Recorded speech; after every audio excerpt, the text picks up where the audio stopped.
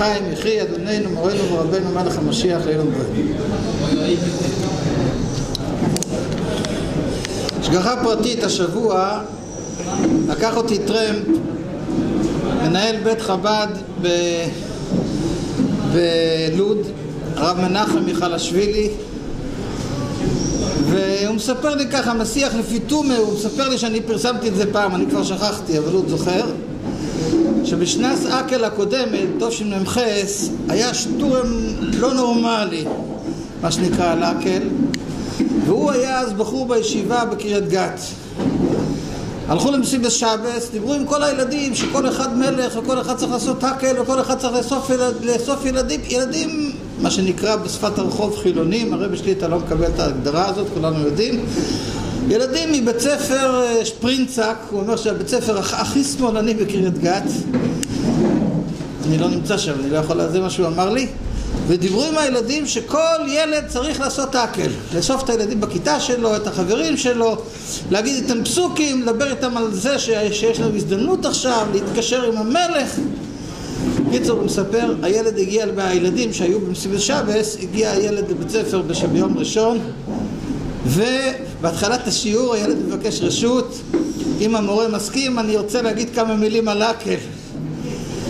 והמורה מסכים, והילד מספר שבזמן בית המקדש היה מספר את הסיפור של אקל, ואומר שגם היום יש לנו את הכוח לעשות אקל וכל אחד מאיתנו יכול להיות מלך, ואנחנו ביחד נעשה דברים שמחזקים את יראת השם, נגיד ביחד. הם אמרו את כל 12 הפסוקים, לא יודע אם נתנו צדקה אבל פסוקים בטח אמרו, וזהו, בהפסקה, זה לקח איזה 5-10 דקות מהשיעור. יצאו להפסקה, ילדים סיפרו את זה לכל החברים שלהם, אז כל החברים אמרו אנחנו גם רוצים. הוא אומר, בית ספר שפרינצק בקריית גת, כל הבית ספר, כל הכיתות, בלי אף פצע פה ומצפצף, בכל כיתה הילד עשה אקל. הוא אומר שאני פרסמתי את זה בזמנו, אני כבר שכחתי, אבל הוא עוד זוכר. הרבי עשה רעש כזה גדול מאקל בתשמ"ח, זה פשוט לא שייך לתאר את זה בכלל. אפשר לראות קצת בווידאו, זה קצת נותן, האמת שהרבי כוח צריך לנקל כל השנים, זה לא התחיל בתשמ"ח. וכל הניגון של איני מביא אייסון זה היה עוד לפני תשמ"א.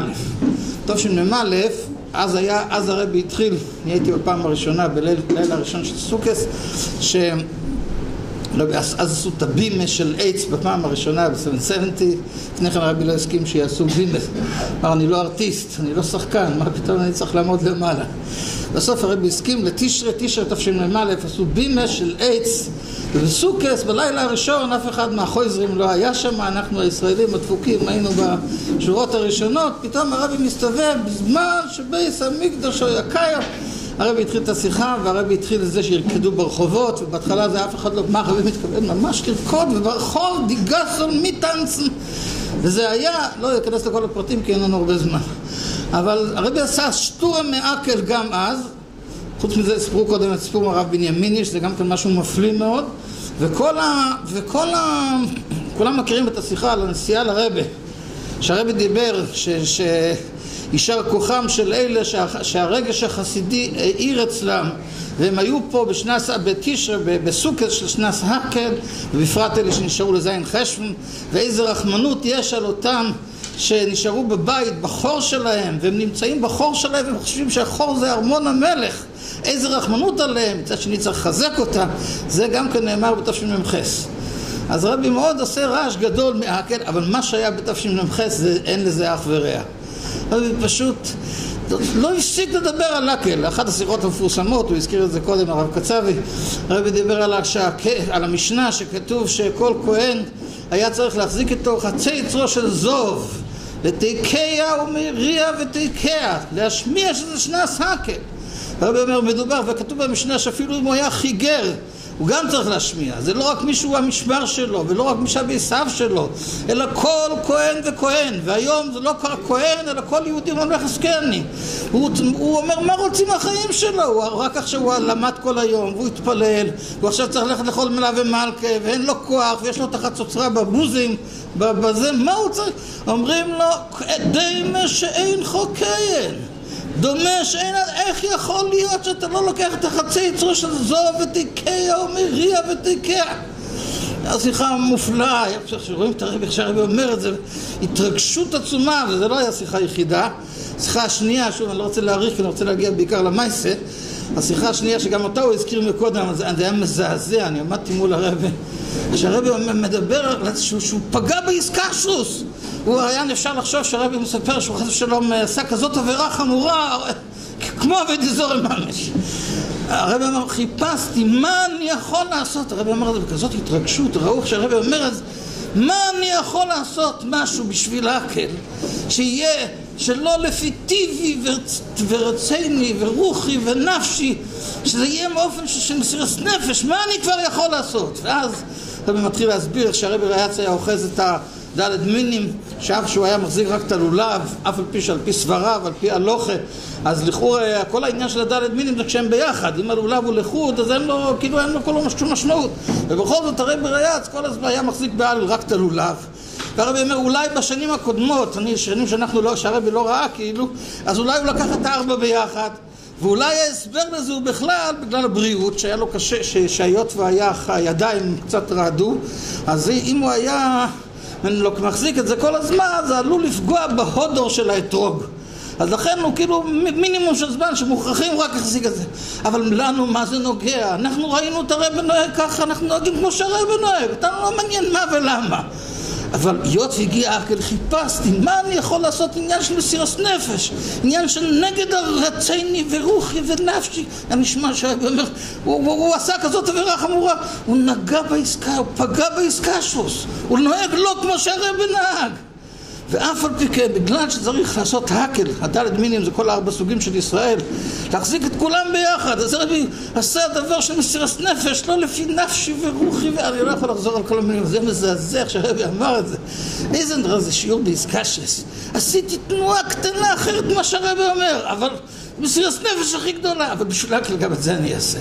הרבי טבע כל הזמן שיהודי יהיה במצב כזה שהוא כל הזמן תיקע ומריע ותיקע, שיסתכלו עליו, שמה רואים? האקלית, יהודי שכל המציאות שלו זה אקל. זה היה כל השיחות, כל הזמן, ולאפשר הרבי לא הפסיק, עוד הרבי קוחצח, זה ממש לא ניתן לתיאור איך שזה היה.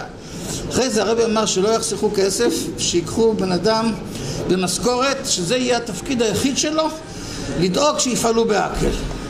הציר אגודות חב"ד לא יכלו להתעלם מזה, והיות אני הייתי צריך פרנסה באותו זמן, אז נפל עליי התפקיד הזה, ולכן זה אחת הסיבות שאני עומד פה, זה לנסות להוריד את הדברים למעשה. עכשיו יש פה שני חלקים שכל אחד מהם כולל הרבה פרטים. קודם כל, מה שהרבי דיבר בפשטות, מה שכולם דיברו פה עד עכשיו, אגב הרב זולדן דיבר מקודם, הוא הזכיר שהרבי התנגד, זה היה מאוד מובן למה, אי אפשר להגיד את זה בפניו, כן, אבל מובן למה הרבי התנגד. כל הנקודה של הקל זה לקשר את כולם למלך. ברגע שמנסים לשים שם את נשיא המדינה, או אפילו את הרבנים הראשיים, אז מובן כמה שזה שייך להקל. אבל בכל אופן, הנקודה שלכם, לא את הטקס ולא את הנשיא, ולא את זה ולא את ההוא, להביא את כל העולם לרבי, להביא את כל העולם לקדוש ברוך הוא. זה היה הסיבה שהרבי התנגד? אני לא אומר, הרבי אמר שלא עשו את זה, אז לא צריך לעשות את זה עכשיו. הרבי דן כמה פעמים למה לא, אבל זה לכאורה, בסברה זה מובן. על כל פונים, אז למעשה, איך עושים את זה? איך מורידים את הדברים למעשה? אני אומר, דבר ראשון, צריך את הדברים שהרבי דיבר מפורש, זה התחיל מכתב כלולי ואחרי סדרה של שיחות, יש פה את הכל בכל גודל. הרבי אמר שצריך להיות אקל עם עצמו, על זה קצת פחות דיברו.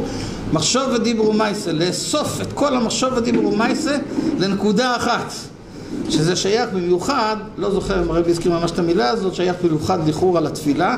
זה זמן כזה שיהודי צריך לאסוף את כל הכוחות שלו, שכל הכוחות יהיו לנקודה אחת. וזה עת רצון מעין כמוהו, שכל אחד יעשה הקל לכל הפרטים שלו, לאסוף את הפרטים לנקודה. אחר כך זה נקודה אחת הקל עם עצמו, אחר כך הקל עם הזולת, וגם בזולת זה, שוב הרב קצבי דיבר מקודם הרבה, שכל אחד הוא מלך וכל אחד צריך לעורר בשני גם כן את הנקודה של להיות מלך, ופשטות לעשות כמה שיותר כינוסים ולהזכיר לכולם על הזכות המיוחדת והחובה המיוחדת וההזדמנות המיוחדת שכל אחד יכול, בשנה הזאת נותנים כוחות מיוחדים מלמעלה, שכל אחד יכול להיות בדוגמת המלך, וכל אחד יש לו כוחות של המלך, וכל אחד יכול לעשות מצב של מתנתרא, ושוב זה שייך לכל אחד ואחד, גם לילדים קטנים. סיפרתי קודם סיפור שמדבר על ילד שבכלל בחיים הרגילים אפילו לא שומר תורה ומצוות, הוא יכול לאסוף כמה ילדים להגיד את הפסוקים. הרבי אז דיבר שאצל הילדים יהיה משחק בעקל. אז היה נשמע הזוי. ילדים משחקים, מה הם משחקים? בכדור, בג'ולות, בגוגויים, בכל מיני שטויות אחרות. נהיה משחק, עד היום זה נשאר, אבל זה לא באותו תוקף שהיה אז. ילדים הקטנים, 3-4 יצאו החוצה, עושים עקל, אוספים כמה ילדים, נותנים להם מתקים, אומרים את הברכה, אומרים את הפסוקים, נותנים צדקה, הרי לך עקל מן המובחר. ועשו את זה כל הזמן, נהיה משחק אצל הילדים, פשוט משחק. ואמא עוד פעם, באים הביתה, אמא תביא לי כמה במבות שאפשר לחלק לילדים, או כמה סוכריות. זה דבר ששייך לכל אחד ברמות הכי פשוטות, כמה שיותר כינוסים, כמה שיותר לדבר על יראת השם, על העניינים שמביאים יהודים להתקשרות לקדוש ברוך הוא, התקשרות לרבה, וכמובן הכל חדור במשיח וגאולה. אותו אין כמעט דוגמה לאופן שהרבי דיבר על עקל, רק מהדוגמה הזאת ממשיח, שהכל צריך להיות חדור במשיח. כמו שהרבי אמר על עקל, שיראו רק עקליד, אז ככה במשיח הרבי אמר לילדים שמשיחי מסתכלים על ילד יהודי, מה רואים? רואים משיח. אז שוב, אז יש את עם עצמו, יש את עם הזולת, שזה עם המשפחה בבית, הרבי דיבר מפורש, כל אבא במשפחה שלו, כל מורה בכיתה שלו, וכל ילד עם אלה שהוא יכול להשפיע עליהם, ובעצם עם כל יהודי, להסביר לכל יהודי בעולם שהוא צריך לאסוף סביבו כמה יהודים ולדבר איתם ברמה שלו, שהוא זה שייך ליהודי שלעת עתה לא שומע תורה ומצוות בכלל. היה ביטוי פעם הרבי, לא ביחידס אנשים, אפשר, היום לא מכירים את זה, אם אפשר להפוך יהודי שהוא מפמניק, להפוך אותו למפאי, זה גם עניין. היום בכלל לא יודעים מה זה. מה שנקרא בסופו של היום, אחד ממרץ להעביר אותו למפלגת העבודה. בגלגול הזה שלה. אחד שהוא כל כך טיפה פחות, שיגיד עוד פסוק, שיעשה את הדבר טוב, אז בעצם זה שייך לכל אחד ואחד ממש. אז יש כאילו עם עצמו, יש עם המשפחה והכיתה והחברים והסביבה והלאה והלאה, וחוץ מזה כמובן לעשות כינוסים גדולים. בשנת עקל במיוחד עושים כינוסים גדולים, כמה שיותר התוועדויות, כמה שיותר כינוסים, אוספים אנושים נושים וטף ומדברים על העניינים של יראת השם, לקשר יהודים לרב, משיח, כל העניינים האלה עושים. עכשיו עד כאן זה די מוכר, ועושים בזה אחד יותר אחד פחות. הרבי הכניס בזה ממש מימד נוסף לגמרי, משהו טכני לכאורה. רבי ירד לפרטים, רבי דיבר שיעשו כרטיס שהגודל שלו יהיה טפח על טפח, שיהיה כתוב שמה רק את השם שלו. נדמה לי שהרבי אמר בהתחלה שאפילו לא את המשפחה, רק אחר כך רבי הסכים שהכניסו גם את המשפחה, ומספר טלפון שיוכלו להתקשר אליו, כאילו היהודי שכותב את זה כאילו חותם על זה, הוא הולך לעשות משהו בעקל. שוב, בהתחלה חשבו שמי שיכול לחתום על זה זה רק הצדיקים הגדולים, ולאט לאט הבינו שהרבי מתכוון שכל יהודי בכל רמה שהוא, מי שמוכן לעשות את הדבר הכי קטן בשביל יידישקייט, הוא יכול והוא צריך להשתדל להחתים כמה שיותר יהודים על זה. והרבי הדגיש שהתקשרו, הרבי רצה את זה, זה לא כל כך הלך. התפקיד שלי היה להיות הנודניק של צח, נתנתי כמה שיכולתי, ואני יודע להיות נודניק לפעמים, אבל זה מאוד קשה. הרבי רצה, מה שהרבי דיבר, שכל מי שחתום על הכרטיס מתקשרים אליו פעם בחודש ושואלים אותו מה הוא עשה בעקל. הרבי הדגיש שלא יבקשו ממנו כסף, שלא יבקשו ממנו שום דבר אחר, מה הוא עשה בעניין של עקל, ומעודדים אותו לעשות עוד יותר. מי שמוכן להתקשר לכל אחד. עכשיו, היה מדובר בהתחלה שאנחנו נעשה את זה לבד, ציר אגודס חב"ד המרכוזיס, לכל הארץ אתה לא מסוגל להגיע בכלל. מה שניסינו לעשות בהתחלה זה לשלוח לבתי חב"ד, ריכזנו את הכרטיסים, שלחנו אותם לבתי חב"ד, לא היה כל כך הרבה כמו היום, אבל גם אלה שהיו אז, כל בית חב"ד מקבל רשימה של אלה שנמצאים בעיר שלו, והוא צריך לעמוד פעם בחודש להתקשר לכל אחד, שלחנו דפי מעקב, שלחנו הדרכות, והתקשרנו, אז הדיווחים, והיינו שולחים דוח לרב בכל חודש, יותר כאילו מה דיווחים שהתקבלו מכל בתי חב"ד, מה זה עשה ומה זה עשה, וככה הדיווחים היו מלאים עם זה. עם הכרטיסים זה הלך הרבה פחות. א', לא כולם הבינו מה הכרטיס הזה בדיוק, ואיך אפשר לחתים על זה, ומי אומר שצריך לחתום עליו. אפילו שכבר היו כרטיסים, היו כמה יהודים, איזה יהודים מכפר חב"ד, זיידה קראו לו, פסח מוישה זיידה, היה מביא, כל יום היה מגיע עם חבילה כזאת של כרטיסים, היה הולך תחנה מרכזית, מחתים, היה מביא חבילות. אבל השאלה אם עשו עם זה משהו אחר כך.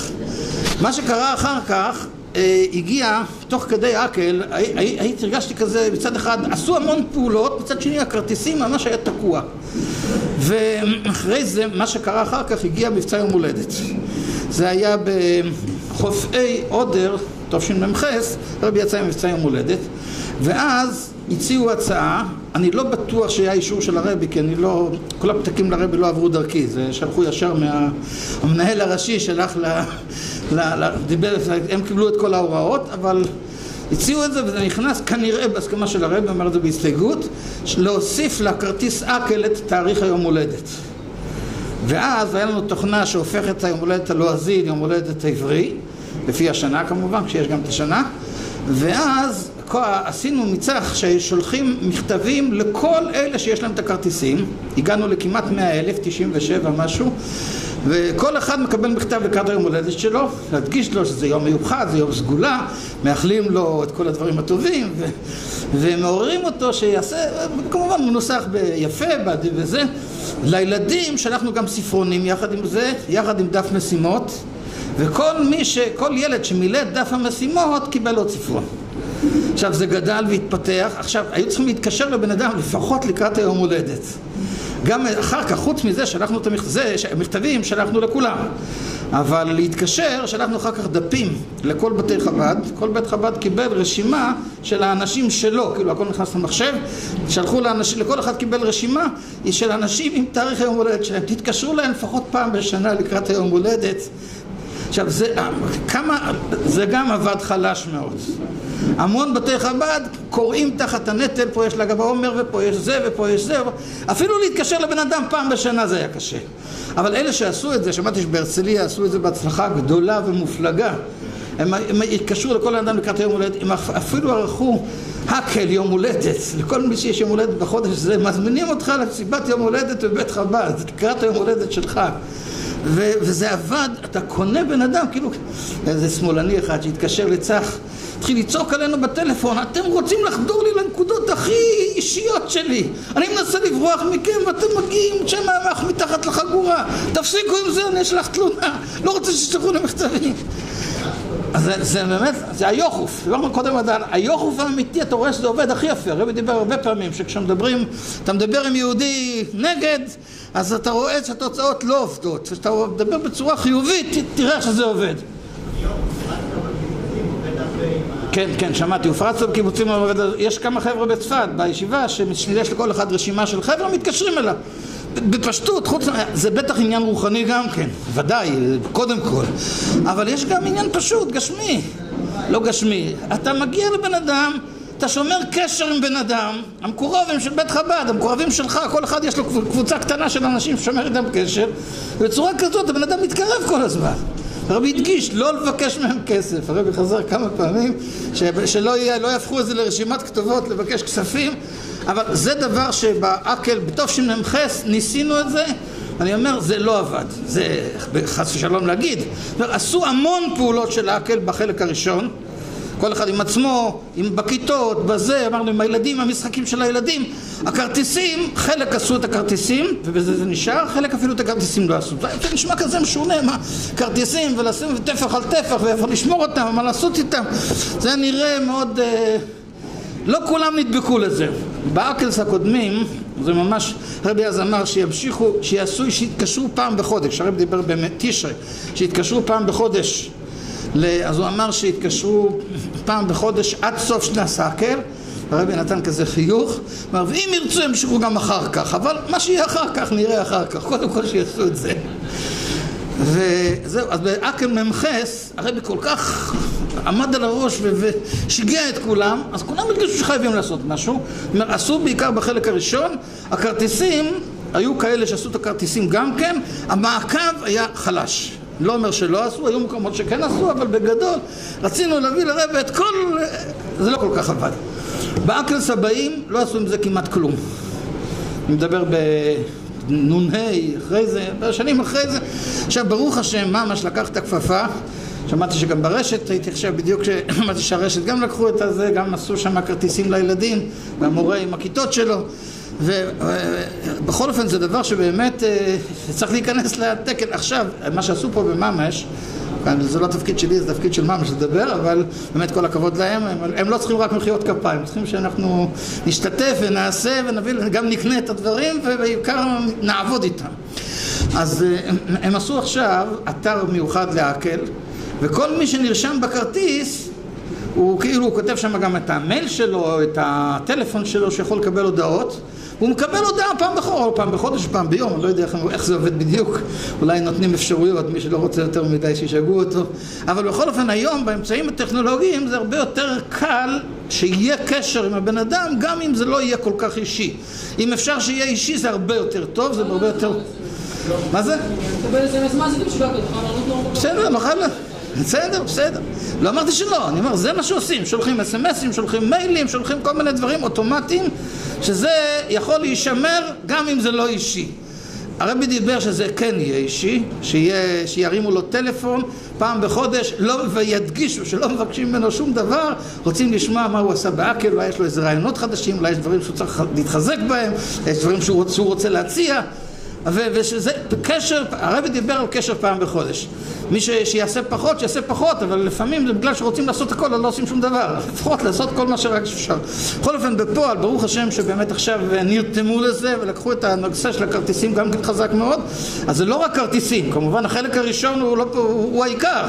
שכל אחד הוא מלך וכל אחד צריך לאסוף את עצמו, את 10 ככס הנפש ואת המחשבת דיברו מייסה, וכל אחד צריך לאסוף את הילדים מסביב ואת אנשי הבית ולהקהיל את כולם ולהגיד שכל אחד מלך, כל הנקודות שדיברו מקודם, ויחד עם זה לשים דגש חזק מאוד על הכרטיסים בשנס עקל, פשוט לרשום יהודים. זה מבצע חדש, מבצע שלא היה בשנים שעברו. במבצע תפילין לקחתי איתנו חבילה כרטיסים, לדבר עם יהודים שהשנה זה שנס עקל, ומי שמוכן, אומרים לו לא יבקשו ממך כסף, אם אתה מוכן שישמרו איתך קשר, ישלחו לך אס-אמס, ישלחו לך משהו, ירימו לך טלפון אולי, בקשר לתורה ומצוות, ומדגישים שלא מבקשים ממנו שום דבר. אני מקווה, אמרנו לנו שלקחו על זה הפעם קרס, שם יעזור שבאמת זה, שאנחנו כולנו נרתם לזה ונעשה את זה כמו שצריך בכל המובנים, והעיקר שבאמת ההקל הזה נראה את הרבי שליט המלך המשיח עומד וגועלנו בעיני בשר, תחי אדוננו מורנו ורבנו מלך המשיח לעילום ועד.